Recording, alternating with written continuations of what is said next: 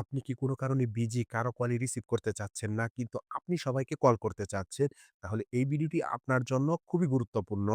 কারণ আজকে আমরা দেখব এমন একটা সেটিংস যা চালু করলে আপনি সবাইকে কল করতে পারবেন, কিন্তু কেউ আপনাকে কল করতে পারবে না।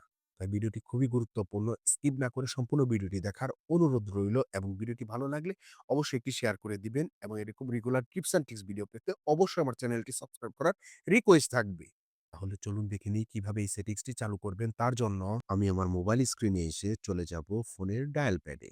সো ফোনের ডায়াল প্যাডে আসার পর টাইপ করব *21*017#।